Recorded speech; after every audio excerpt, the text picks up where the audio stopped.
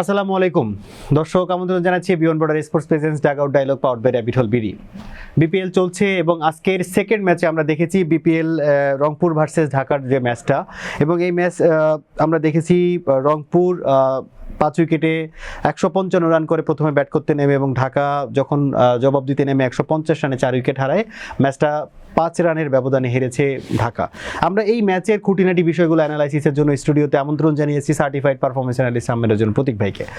প্রতীক ভাই, 5 রানের হার মেনে নেওয়ার মতো? না, বিশেষ করে যখন আপনার হাতে এতগুলো উইকেট থাকবে, তার মানে নিশ্চয়ই চেজিং ইনিংসের কোনো একটা জায়গায় আপনার ক্যালকুলেশনে ভুল ছিল, যার জন্য এই পরাজয়টা। আমার কাছে আপনার মতো করেই অ্যাজ এ দর্শক যদি আমি বলি যে সেট 2 জন ব্যাটসম্যান, তারপরও 5 রান কিংবা 6 রান যেটা টার্গেট ছিল সেটা অ্যাচিভ করতে কেন পারিনি? আপনার কাছে কি মনে হয়? আমার মনে হয় সাইফ হাসানের ইনিংসটা একটা বড় ফ্যাক্টর ছিল যে কি জন্য আসলে ঢাকা ক্যাপিটালস টোটালটা চেস ডাউন করতে পারেনি। কারণ আপনি দেখবেন যে top of the order Rahmanullah Gurbaz, উনি নতুন জয়েন করেছেন, বেশ ভালো একটা ইনিংস খেলেছেন। আব্দুল্লাহ মামুন একটা স্টার্ট পেয়েছেন, মোহাম্মদ মিথুন অসাধারণ খেলেছেন। তো অ্যারাউন্ড 8 ওভার আপনার টার্গেটটা চেস ডাউন করতে হতো। মোটামুটি এই 3 জন ব্যাটারের প্রত্যেকেরই স্ট্রাইক রেট যেই আমাদের রিকোয়ার্ড রান রেট তার থেকে বেশি। শুধুমাত্র সাইফ হাসান 24 বলে 15 রান করেছেন। দ্যাট মিনস 4 ওভার ব্যাটিং করে উনি 15 রান করেছেন, কোনো বাউন্ডারি ছিল না, এবং ওনার ইনিংসটা আসলে স্ট্রাগলে ভরপুর ছিল। সত্যি কথা বলতে গেলে যে ডেলিভারিটাতে উনি আসলে আউট হলেন খুবই দৃষ্টিকটু। একজন অফ স্পিনারের ডেলিভারি রাউন্ড দ্য উইকেট থেকে এসে আউটসাইড অফ ডেলিভারি, এটা আপনি চাইলে খুব ইজিলি কাভারের উপর দিয়ে খেলতে পারতেন বা স্লাইস করতে পারতেন। সেটা না করে উনি একইভাবে লেগ সাইডে আসলে শটটা খেলতে গিয়েছেন। তো আমার মনে হচ্ছে যে সাইফ হাসান হানিমুন পিরিয়ড শেষ নাকি আপনার ওয়ার্ডটা? হ্যাঁ, তো সেটা তো শেষ হয়েছে অনেক আগেই। তো এখন তো আসলে সংসারে মন দেওয়ার সময়। তো এই মুহূর্তটাতে তো উনি আসলে অনেক স্ট্রাগল করছেন। আমার মনে হয় টিম ম্যানেজমেন্ট বা কোচ যারা রয়েছেন বা ন্যাশনাল টিম সেট আপে যারা রয়েছেন তাদের আসলে ওনার সাথে কথা বলা দরকার। টি-20 বিশ্বকাপ is knocking at the door, এবং সাইফ হাসান যদি আমরা লাস্ট এশিয়া কাপ থেকে one of the very few positives হচ্ছে সাইফ হাসান। উনি যদি অফ ফর্মে চলে যান, উপরন্তু তানজিদ হাসান তামিমও ভালো ফর্মে নেই। বিপিএলে যারা ফর্মে ছিলেন নাজমুল শান্ত বা সাব্বির রহমান, তাদেরকে আমরা স্কোয়াড ইনক্লুড করিনি। তো he badly needs to get back in form, এবং এটার জন্য টিম ম্যানেজমেন্টের আসলে যা যা করা উচিত আমার মনে হয় সেটা করা দরকার। তবে তার আসলে উইক জোনের রেঞ্জটা দিনকে দিন বড় হচ্ছে। ইনিশিয়ালি আমরা বলছিলাম short delivery, angling at his body, তারপরে ফুলিশ স্পিনে, হ্যাঁ ফুলিশ লেন্থ ডেলিভারি, লেগ স্পিনে গুগলি। এখন তো দেখছি যে স্পিনারদের আউটসাইড অফ ডেলিভারি যেগুলো অ্যাংলিং অ্যাওয়ে হচ্ছে, সেটার ক্ষেত্রে উনি বড় শট খেলতে স্ট্রাগল করছেন। তো আসলে বিষয়টা এমনই যে আপনি যখন অফ ফর্মে থাকবেন তখন আপনার মানে প্রতিটা শট খেলতেই অনেকটা কষ্ট হয়।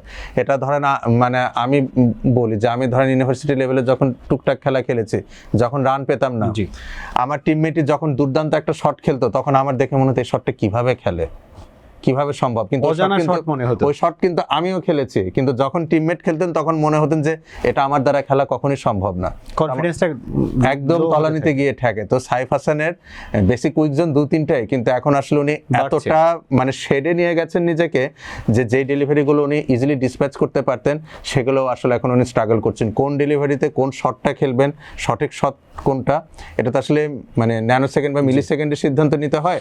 এই কোঅর্ডিনেশনটার আমার মনে হয় ওনার প্রবলেম হচ্ছে। আমরা একটু দর্শকদের জানিয়ে দিতে চাই যে 155 রানে 5 উইকেট হারে রংপুর, এবং ঢাকা 155 রানে 4 উইকেটে তাদের ম্যাচ শেষ করে এবং 5 রানে হারে। এবং এখানেও যদি আমি বলি যে রংপুরের পক্ষে 41 বলে 51 রান সেই রিয়াদ, মাহমুদুল্লাহ রিয়াদ, এবং খুশদিল শাহের 21 বলে 28 রান আসলে যদি বলি টোটাল রানের ক্ষেত্রে। এবং আজকে কিন্তু আমরা আরেকটা জিনিস দেখছি, ফার্স্ট ম্যাচেও কিন্তু পেয়ার আমরা বদল দেখেছি ওপেনিং পেয়ারে। আজকেও কিন্তু আমরা একটু ওপেনিং এর পেয়ারটা চেঞ্জ করতে দেখেছি। এর আগে আমরা কিন্তু মালানকে ওপেন করতে দেখেছি, আজকে কিন্তু মালান অন ডাউনে ব্যাট করেছেন, এবং কাইল মার্সকে আমরা ওপেন করতে দেখেছি। উনি হয়তো লোয়ার মিডল কিংবা মিডল অর্ডারে ব্যাট করেছেন এর আগে। এবং জবাব দিতে নেমে যেটার কথা আপনি বলছিলেন যে আফগানিস্তানদের প্লেয়ারদের যে অবদানগুলা কিংবা কতটা ডেভেলপ করেছে, সেটা আজকে গুরবাজ এসেই কিন্তু উনি মোটামুটি একটা ভালো নক দিয়েছেন, 22 বলে 31 রান। আমাদের ন্যাশনাল সার্কিটের one of the oldest player যদি বলি যারা এখন কারেন্টলি খেলছেন বিপিএল, তাদের মধ্যে কিন্তু মিথুন একজন। তো মোহাম্মদ মিথুনের আজকের ইনিংসটা নিয়ে আপনার কাছে জানতে চাইবো। 38 বলে 56 রান, এবং ওভারঅল পারফরমেন্স আপনার কাছে কেমন মনে হয়েছে দুই দলের? হি প্লেড ওয়েল, বিশেষ করে বলগুলো উনি অনেক লেটে খেলেছেন। জি। He allowed the ball to come into him. ওনার কাট শটগুলো যদি দেখেন বা ওনার বডি বরাবর যে শর্ট ডেলিভারিগুলো ছিল এগুলো উনি অনেক মানে লেটে অ্যাডজাস্ট করে জাস্ট টাইম করেছেন, প্লেসমেন্ট করেছেন, এই বিষয়টা ভালো লেগেছে। এগুলো হচ্ছে সাইন যখন আপনি ভালো ফর্মে থাকবেন বা বলটাকে খুব ভালো দেখতে পারবেন, আপনি কনফিডেন্ট থাকবেন, আপনি বলটাকে আপনার কাছে আসতে সময় দিবেন। কিন্তু যখন আপনি ফর্মে থাকবেন না তখন আপনি খুব তাড়াহুড়া করবেন। অবশ্যই। You will try to hit yourself out of the trouble. একটা কথা বলে থাকি আমরা ক্রিকেটে, hitting yourself out of trouble. সেটা আমরা মেহেদী হাসান মিরাজকে দেখেছি প্রথম ম্যাচে জোরে গায়ের জোরে শট খেলতে গিয়েছেন, সাইফ হাসানও একই রকম কাজ করছে। তো মোহাম্মদ মিথুন ভালো খেলেছেন, তবে আসলে আমরা যাদের কাছ থেকে পারফরমেন্সটা এক্সপেক্ট করছি, যারা আমাদের ন্যাশনাল টিমকে সামনে রিপ্রেজেন্ট করবেন, তাদের কাছ থেকে আরেকটু বেটার পারফরমেন্স পেলে আমরা খুশি হতাম। আমি একটু তাসকিন আহমেদের বোলিংয়ের কথায় আসি। দেখেন, এটা তো ট্রু উইকেটে খেলা হচ্ছে। আমি আইএল টি20 বলেন বা বিপিএল আসার পরে বলেন, তাসকিন আহমেদ খুব লেন্থ ডেলিভারিতে বল, মানে লেন্থ বল করছেন খুব বেশি। তো উইকেটটা যদি আপনার স্লোইশ হয় এবং আপনার স্কোয়ার বাউন্ডারিটা যদি অনেক বড় হয়, সেই ক্ষেত্রে আপনি লেন্থ ডেলিভারি করলে উইকেট পাওয়ার প্রবাবিলিটি বাড়ে। কিন্তু এই ধরনের উইকেটে যেখানে ডিউ আছে, স্লোয়ার ডেলিভারি উইকেটে ধরবে না, এইখানে আপনি লেন্থ বল করলে তো ট্রাভেল করবে আপনার বলগুলো, এবং এটাই কিন্তু হচ্ছে তাসকিন আহমেদের ক্ষেত্রে। আজকে যে মোমেন্টে উনি একটু ফুলিশ লেন্থে বল পিচ করলেন, উনি কিন্তু উইকেট পেয়েছেন। তো তাসকিন আহমেদের আসলে একটু ফাইন টিউনিং করা উচিত আমার মনে হয়, যে লেন্থটা কোন উইকেটে কোন লেন্থে বল করতে হবে। বিশ্বকাপ যদি এখন শ্রীলঙ্কায় হয়, কলম্বোতে স্লোইশ উইকেট পেলে এই লেন্থটা ওকে, কিন্তু যদি আপনি অন্য কোনো ট্রু ব্যাটিং উইকেটে যান, সেই অনুযায়ী কিন্তু আপনার লেন্থটাকে অ্যাডজাস্ট করতে হবে। আর তাহিদ হৃদয়ের ক্ষেত্রে কিন্তু সেই আউটসাইড অফ স্ট্যাম্প ডেলিভারিতে উনি কিন্তু আজকে গোল্ডেন ডাক আউট হয়েছে। নুরুল হাসান সোহানের ব্যাপারে জানতে চাই। নুরুল হাসান সোহানের ব্যাপারে খুব বেশি কমেন্ট করতে চাচ্ছি না, কজ আই ডোন্ট থিঙ্ক যে he is going to make to the 11 in the T20 world cup despite being in the squad. যদিও স্কোয়াড ইনক্লুডেড হন 2-3টা ম্যাচ পরে, যদি কোনো প্লেয়ার খুব বেশি খারাপ করে সেক্ষেত্রে নুরুল হাসান সোহানকে। আমরা এমন কোনো ব্যাটসম্যানকে কেন নিয়ে যাচ্ছি যার আসলে পারফরমেন্স নাই? এটা টিম ম্যানেজমেন্টে ভালো বলতে পারবে। I am totally pissed off with his performance. Nurul Hasan Sohan আসলে উনি কি করছেন, কি করতে চাচ্ছেন, আমার তো আসলে এটাও পছন্দ না যে নুরুল হাসান সোহানকে কেন রংপুর রাইডার্স স্কোয়াডে নিয়মিত রাখা হচ্ছে, তাকে ক্যাপ্টেন্সি দেওয়া হচ্ছে। লিটন কুমার দাস, যিনি আসলে আমাদের অধিনায়কত্ব করবেন ন্যাশনাল টিমের, উনি তো আসলে বেসিক্যালি কিপিং করবেন, তাই ওনার তো আসলে কিপিং প্র্যাকটিসটা থাকা দরকার। আমার মনে হয় লিটন দাসের রংপুর রাইডার্সে ইনক্লুডেড হওয়াটাই তার জন্য খুব ভালো হয়নি। এটা যদি অন্য কোনো টিমে হতো, ধরেন সিলেট টাইটান্স বলি বা চট্টগ্রাম রাইডার্স বলি, থাকতো, সেই ক্ষেত্রে তার যে কি রোলগুলো সেটা খুব ভালোভাবে উনি প্লে করতে পারতেন। দেখেন, ন্যাশনাল টিমে উনি নাম্বার 3-তে ব্যাট করেন, করতে পারছেন না। উনি কিপিং করেন, ন্যাশনাল টিমে করতে পারছেন না। উনি অধিনায়কত্ব করেন, করতে পারছেন না। কিছুই তো হচ্ছে না, প্র্যাকটিসটা তো হচ্ছে না, মানে উনি যেই রোলটা প্লে করে অভ্যস্ত সেটা তো হচ্ছে না। তো এই যে আমাদের জাতিগতভাবে সমস্যা, এটা আমরা খুব যে শর্ট টার্ম গোল সেট করি সেভাবে কাজ করতে চাই, এটা নিয়ে আসলে আমার কিছু বলার নেই যে কেন। আমি প্রতীক ভাই, আমরা নর্মালি যেটা দেখি যে এই টাইপের টুর্নামেন্ট আগে যে প্র্যাকটিস, কিংবা যদি আমি বলি বিপিএলটাকে আসলে তো টি20 টুর্নামেন্টের আগে করার রিজনটা কি? ফাইন টিউন করা, যারা হয়তো রানে নেই তাদেরকে রানে ফেরানোর একটা ট্রায়াল করা। তো আপনি যেটা বলছিলেন যে লিটন দাসকে ওই প্রপার জায়গাটা আমরা দিচ্ছি না, যেটা যে রোলটা উনি প্লে করেন, তো তাহলে এই টুর্নামেন্ট করার রিজন কি? 2 নম্বর কথা হচ্ছে যে এই ঘরোয়া টুর্নামেন্টে যারা ভালো করছেন তারা যদি সুযোগ না পান, তাহলে ঘরোয়া টুর্নামেন্ট করার কেন? 3 নম্বর জিনিসটা হচ্ছে স্কোয়াডে যারা ছিলেন তারা খারাপ পারফর্ম করার পরেও তারা স্কোয়াডে ক্যারি করছেন। বিপিএলটা কেন? টাকা বানানোর জায়গা, নাকি আমরা ঘরোয়া লিগ থেকে ভালো পারফর্মারদেরকে নিয়ে ন্যাশনাল সার্কিটে দিতে চাই? দেখেন, এখানে একটা ডিলেমার বিষয় কি, যে বিপিএল এর ঠিক পরপরই টি20 ওয়ার্ল্ড কাপটা হচ্ছে। তো একটা প্লেয়ার ধরেন যিনি অনেকদিন দলের বাইরে রয়েছেন, সাপোজ সাব্বির রহমানের কথা যদি আমরা বলে থাকি, অনেকদিন উনি ন্যাশনাল টিমের বাইরে রয়েছেন। ধরেন বিপিএল উনি খুব ভালো করলেন, এখন পর্যন্ত অতটা ভালো যদিও করেননি, আমি হাইপোথেটিক্যালি ধরে নিলাম যে টুর্নামেন্ট শেষে তার 300-র মতো রান, স্ট্রাইক রেট 130+, অ্যাভারেজ 30+, এরকম একটা মানে স্ট্যাট নিয়ে উনি শেষ করলেন। এখন ধরেন তাকে যদি আমরা ন্যাশনাল টিমে ইনক্লুড করি, ডিরেক্টলি উনি ওয়ার্ল্ড কাপ খেলতে যাচ্ছেন, এটা একটা রিস্কের বিষয়।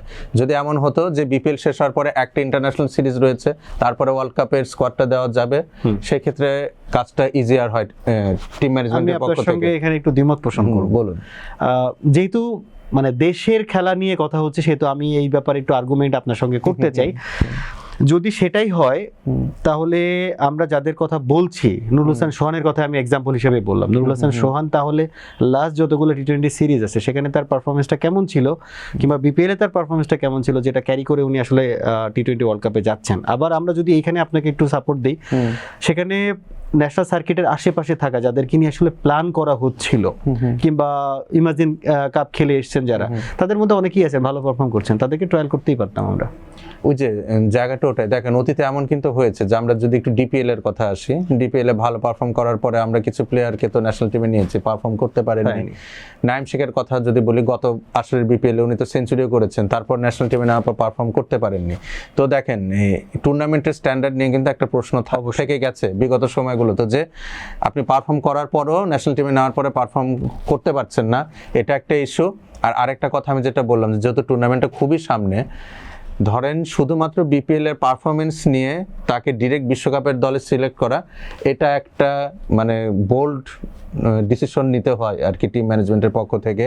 এটা আমাদের জন্য নেওয়াটা একটু মুশকিল, কজ আমাদের তো অনেক মিডিয়া প্রেশার থাকে, আশপাশ থেকে অনেক রকম কথা হতে থাকে, আমাদের মিডিয়া প্রেশারই থাকে, অন্য কোনো প্রেশার নেই। হ্যাঁ না, আর আপনি যেটা বললেন যে নুরুল হাসান সোহানের কথা, এখানে দেখেন ফ্র্যাঞ্চাইজি তো অনেক রয়েছে, বিপিএল এ এসেছে গেছে, কিন্তু রংপুর রাইডার্সের ফ্র্যাঞ্চাইজি কিন্তু অনেক প্রভাবশালী, এটা সত্যি কথা বলতে গেলে। সেই টিমের উনি অধিনায়কত্ব করছেন এবং কোনো এক সময় জিএসএল উনি শিরোপা জিতিয়েছেন রংপুর রাইডার্সকে। তো সেই জায়গা থেকে একটা বায়াসনেস হয়তো কাজ করে থাকতে পারে, আমি জানি না, বলা এভাবে ঠিক হবে না। আর লাস্ট আফগানিস্তান সিরিজে নুরুল হাসান সোহানের একটা ইনিংস ছিল, যেটার জন্য বাংলাদেশ আসলে ম্যাচটা অনেকটা হারের অবস্থা থেকে জয়লাভ করে আর কি। তো ছোট কিছু পারফরমেন্স নুরুল হাসান সোহানের আর একটা শক্তিশালী ফ্র্যাঞ্চাইজিতে থাকা, এটা কিন্তু আমাদের ফুটবলেও দেখেছি যে বসুন্ধরা কিংসের হয়ে খেললেই ন্যাশনাল টিমে কল আপ পাওয়া যাচ্ছে। তো অনেকটা যদি এমন হয় যে রংপুর রাইডার্স আপনি ক্যাপ্টেন্সি করলে ন্যাশনাল টিমে আপনার একটা জায়গা থাকছে, এরকম ঘটনা যদি ঘটে থাকে, সেখানে তো আসলে আমাদের কোনো ক্যালকুলেশন, পারমুটেশন, কম্বিনেশন তো কাজ করবে না। আমি আপনার কথার সাথে একটু সূত্র ধরে বলতে চাই যে আমরা এই টাইপের প্লেয়ার, জাকির আলী অনিক বলেন, নুরুল হাসান সোহান বলেন, যাদেরকে আসলে বলি 360 যে আমরা ব্যাটিং এর অ্যাপ্রোচের কথা বলি, এই টাইপের অ্যাপ্রোচ কিন্তু তারা খেলেন না। এবং ঘুরে ফিরে যদি বলি যে তাদের কাছে একটা ইনিংসের জন্য আমাদের তীর্থের কাগের মতো বসে থাকতে, কবে উনি ভালো খেলবেন? তো কবে উনি ভালো খেলবেন বলে ওনাকে যেই সুযোগটা আমরা দিচ্ছি, এই সুযোগটা যদি ন্যাশনাল সার্কিটের যে পাশে ঘোরাঘুরি করছে তাকে যদি সুযোগটা দিতে পারতাম। এবং আমি আপনার সাথে আরেকটু জিনিস শেয়ার করতে চাই, যে যাদেরকে আমরা এবার টিমে রেখেছি স্কোয়াডে, এই স্কোয়াড কিন্তু চেঞ্জ করা যাবে এই মাসের শেষ পর্যন্ত। তো সেক্ষেত্রে কি আপনি কোনো জিনিস চিন্তা করছেন যে বিপিএল এ যদি কথার কথা আপনি সাব্বির রহমানের কথা বলছেন, আদার্স যদি আরো এক দুজনের কথা বলি, তারা যদি ভালো পারফর্ম করেন, তাদের কি এখানে রিপ্লেসমেন্টের কি কোনো সুযোগ থাকছে? সুযোগ তো থাকা উচিত, কিন্তু পারফর্ম আপনাকে সেভাবে করতে হবে। দেখেন আমাদের অপশনগুলো কি কি, নাজমুল হোসেন শান্ত একটা সেঞ্চুরি করেছেন, উনি যদি আসলে একটা লাউড শাউট দিতে চান যে আমাকে টিমে নেওয়া যেত, তাহলে পুরোটা রিমেনিং অফ দ্য টুর্নামেন্ট তাকে ভালো খেলতে হবে। একটা সেঞ্চুরির পর কিন্তু আমরা তার কাছ থেকে কোনো 50ও পাইনি। সাব্বির রহমান প্রথম ম্যাচে একটা ভালো ইনিংস খেলেছেন, এরপরে কিন্তু কোনো ইম্প্যাক্টফুল ইনিংস পাইনি। তো আমার মনে হয় দুজনেরই আসলে সম্ভাবনা বেশি। আর বোলিং এর ক্ষেত্রে যদি রিপন মন্ডলের কথা বলে থাকে, তার একটা সুযোগ থাকছে, দাবি জানানোর আর কি। তো রিপন মন্ডলের ক্ষেত্রে একটা আউটসাইড চান্স কিন্তু থেকে থাকতে পারে, কজ পেসাররা খুবই ইনজুরি প্রোন থাকেন, যে কেউ যে কোনো সময় ইনজুরিতে পড়তে পারেন। তো আমার মনে হয় রিপন মন্ডলের নিজের ভেতরে একটা প্রস্তুতি রাখা উচিত। আর নাজমুল হোসেন শান্ত এবং সাব্বির রহমান, তাদের আমার মনে হয় যে কল আপ পেয়েছেন কি পাননি, এটা না ভেবে তাদের আসলে মনোনিবেশ করা উচিত পারফরমেন্সের উপর, cause you never know what happens. আর নুরুল হাসান সোহানের বিষয়টা আসলেই কিছু অ্যাম্বিগুইটি ক্রিয়েট করেছে, যে আসলে পারফরমেন্সের বেসিসে নাকি ফ্র্যাঞ্চাইজির প্রভাবের বেসিসে উনি আসলে দলে সুযোগ পাচ্ছেন। এটা আমার আপনার মতো মানুষের পক্ষে এই জায়গা থেকে বলাটা খুবই মুশকিল। হ্যাঁ, বলা মুশকিল, কিন্তু আমরা যারা খেলা দেখি বারবারই আপনি একটা জিনিস বলেন যে এই টুর্নামেন্টের সৌন্দর্য নষ্ট হওয়া, কোয়ালিটি নিয়ে কথা উঠছে। তো এই টাইপের টুর্নামেন্ট অনুষ্ঠিত কেন করা হচ্ছে, যে এটা নিয়ে কোশ্চেন আছে, আবার সেইখান থেকে পারফর্ম না করার পরেও টিমে চান্স পাচ্ছে। তো জিনিসগুলো কেমন না ক্যাওয়াসফুল একটা জিনিস, যে আপনি যেটার কথা বলছেন যে উনি কেন টিমে, একটা কোশ্চেন। 2 নম্বর কোশ্চেন হচ্ছে যে পারফর্ম যারা করছে তাদেরকে কেন নিচ্ছি না, কারণ তারা ওই স্ট্যান্ডার্ড মেনটেন করে না, টিমে নেওয়ার পরে তারা পারফর্ম করে না। এত প্রবলেমস কেন? প্রবলেম কারণ আমরা প্রতিবারই বিপিএল নিয়ে প্ল্যান করি টুর্নামেন্ট শুরু হওয়ার 1 মাস আগে, 2 মাস আগে। এটা আসলে একটা দীর্ঘমেয়াদী পরিকল্পনা করা উচিত। ফ্র্যাঞ্চাইজি ওনার আসলে কারা থাকবেন, কিভাবে থাকবেন, এই যে শেষ মুহূর্তে দেখেন একটা ফ্র্যাঞ্চাইজি নিজেদের কমিট করলো, তো আমি জানি না কিসের বেসিসে তাদেরকে ওনারশিপ দেওয়া হয়েছে। গতবার রাজশাহী ফ্র্যাঞ্চাইজির ক্ষেত্রে এরকম ঘটনা আমরা দেখেছি। তো যখন আপনার ওনারশিপ নিয়ে ঝামেলা থাকবে, সেই ক্ষেত্রে আপনি টিম কিভাবে গুছাবেন, আপনার প্ল্যানিং কি থাকবে? আপনার আইপিএল এ দেখবেন যে ফ্র্যাঞ্চাইজি রয়েছে তাদের নিজস্ব একাডেমি রয়েছে, আমাদের তো নেই, শুধুমাত্র রংপুর রাইডার্স বাদে। তো এগুলো আসলে ইস্যু, প্ল্যানিংটা খুব গুরুত্বপূর্ণ। পাশাপাশি আমরা ভেন্যু সংখ্যা দেখেন, মাত্র 2টো ভেন্যুতে খেলা হচ্ছে, উইকেট কন্ডিশন অলমোস্ট সিমিলার। আপনি যদি ধরেন এই বিপিএলটা 6টা ভেন্যুতে খেলা হতো হোম অ্যান্ড অ্যাওয়ে বেসিসে, সেক্ষেত্রে 3 থেকে 4টা, হ্যাঁ সেক্ষেত্রে উইকেটগুলো একটু ডিফারেন্ট থাকতো, আপনাদের প্লেয়াররা একটু চ্যালেঞ্জের সম্মুখীন হতো। এখন হচ্ছে কি, প্রতিটা খেলা সিলেটে হচ্ছে, আপনারা অনেকটা অ্যাকাস্টামড হয়ে গেছেন যে কি ধরনের বলটা পড়ে কোথায় বাউন্স হবে, ঠিক আছে, বা বোলার যখন বল করছেন উনি জানছেন যে এই বল পড়ার পরে কতটুকু ধরবে না ধরবে, ঠিক আছে। সো আপনি যখন বায়োলেটারাল সিরিজ খেলতে যাবেন দেশের বাইরে, 3টা টি20 3টা ভেন্যুতে হবে। আপনি যখন বিশ্বকাপ খেলবেন বিভিন্ন ম্যাচ বিভিন্ন ভেন্যুতে হবে। তো আপনার ফ্র্যাঞ্চাইজি লিগটা তো ওই আদলে হচ্ছে না, না হলে তো আপনার পক্ষে পারফর্ম করাটা কঠিনই হবে। একবারে শেষ পর্যায়ে আমরা আসলে বাংলাদেশ ক্রিকেট নিয়ে অনেক আলোচনা করছিলাম, ম্যাচের অ্যানালাইসিসের বাইরে চলে যায়। সো আপনার কাছে যদি জানতে চাওয়া হয় রংপুর এবং ঢাকার এই দুই দলের কোন কোন জায়গায় ডেভেলপ করা উচিত নেক্সট ম্যাচে খেলার জন্য? রংপুর রাইডার্সের মিডল অর্ডারটা আমার মনে হয় তাদের আর একটু ভাবনা চিন্তার জায়গায় রয়েছে। তাওহিদ হৃদয় কিছু ম্যাচে রান পেয়েছেন, কিন্তু ওনাকে দেখে মানে ব্যাটিংটা দেখতে খুব একটা ভালো লাগছে না, সত্যি কথা বলতে গেলে। কিছু কিছু ব্যাটসম্যান থাকে না যে ব্যাটিংটা দেখতে চোখের শান্তি, লাইক মাহমুদুল রিয়াদ লাস্ট 2টো ম্যাচ যে খেলেছেন দেখতে ভালো লেগেছে। তো তাওহিদ হৃদয় খুব একটা ভালো ফর্মে নেই আসলে, বা একটু শেকি মনে হচ্ছে আমার কাছে। তো হি needs to get back in form, যেহেতু উনি টি20 সেট আপে রয়েছেন বা ওয়ার্ল্ড কাপ স্কোয়াডে রয়েছেন। পাশাপাশি খুশদিল শাহ, আমার মনে হয় ওনাকে আরেকটু উপরে ব্যাট করানো যায় কিনা, এটা টিম ম্যানেজমেন্ট কনসিডার করে দেখতে পারে। ধন্যবাদ প্রতীক ভাই। আমরা চাই দুই দলের যেসব ছোটখাটো প্রবলেমসগুলো আসুক সেগুলো দূর করুক এবং সেটা থেকে ডেভেলপ করে খেলাটাকে আরও জমজমাট করে তুলুন, এই আশাবাদ ব্যক্ত করে দর্শকদের কাছ থেকে বিদায় নিচ্ছি। দর্শক ভালো থাকবেন, সুস্থ থাকবেন, শীতকে উপভোগ করেন, বিপিএল দেখেন, ক্রিকেটের সাথেই থাকেন। এবং আপনারা কেমন বিপিএল দেখতে চান, আমাদের এই আলোচনা থেকে আপনার ফাইন্ডিংস কী, কিংবা আপনি আমাদের সাথে একমত কিনা জানাবেন আমাদের কমেন্ট বক্সে। ভালো থাকবেন, সুস্থ থাকবেন, আসসালামু আলাইকুম।